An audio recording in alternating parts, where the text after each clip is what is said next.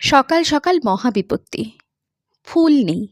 মানে বাড়ির সামনে যে মন্দিরটা সেই সামনেই ফুল পাওয়া যায়, কিন্তু আজ সকালে গিয়ে দেখলাম সেখানে ফুল একদম নেই। তারপর স্নান টান সেরে বাবা লোকনাথকে আসনে বসিয়ে আর একবার গেলাম দেখতে যে ফুল এসেছে কিনা। নিচে যেতেই দেখলাম আমার পার্সেল চলে এসেছে। তো সেই মতো পার্সেলটা নিয়ে সোজা চলে গেলাম ওই মন্দিরের সামনে।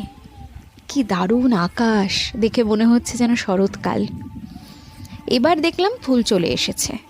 তো যথারীতি বেলা অনেকটাই গড়িয়ে গেছিল। ফুল কিনে তারপর সোজা ঘরে আসবো। বারবার এই প্রকৃতি হাতছানি দিচ্ছে। এত হাওয়া আর এত সুন্দর ওয়েদার ওই মন্দিরের সামনে, আসতে ইচ্ছে করছিল না। যাই হোক, ফুল পেলাম।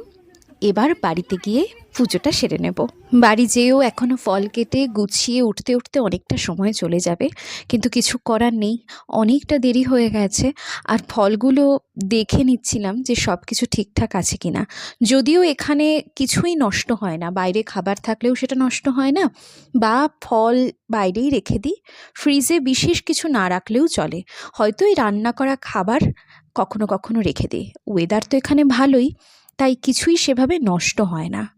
তো যাই হোক, ধীরে ধীরে সমস্ত ফল কেটে নিয়ে একা হাতে গুছিয়ে আস্তে আস্তে ঠাকুরের সুন্দর করে থালাটা সাজিয়ে নিলাম। তারপর আমার ওই কেনা ফুলগুলো দিয়ে ঠাকুরের চরণটা সুন্দর করে সাজাচ্ছিলাম তখন দেখছিলাম আমার ওই কেনা ফুলগুলোর সাথে এই প্লাস্টিকের যে ফুলগুলো একদম মিলেমিশে একাকার হয়ে গেছে।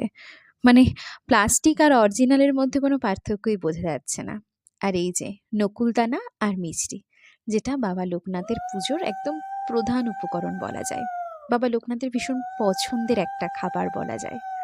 যাই হোক, শেষমেশ নিবেদন করলাম ফল, মিছরি আর একটু মিষ্টি। তারপর প্রদীপ জ্বালিয়ে শঙ্খ বাজিয়ে ঠাকুরের পুজো শেষ করলাম। তবে হ্যাঁ, পাঁচালি পড়েছিলাম, যেটা প্রতি বছরই পড়ে থাকি। আসলে যদি রানাঘাট বা বেথুয়াতে থাকতাম তাহলে একটু বড় করে ইচ্ছে মতন করে পুজোটা করতে পারতাম।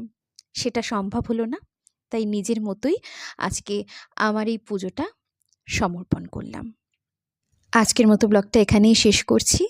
যারা যারা আমার আজকের ব্লগটা দেখলে তারা ইউটিউবে প্লিজ অরুণিমা ছোট পরিবার চ্যানেলটি সাবস্ক্রাইব করে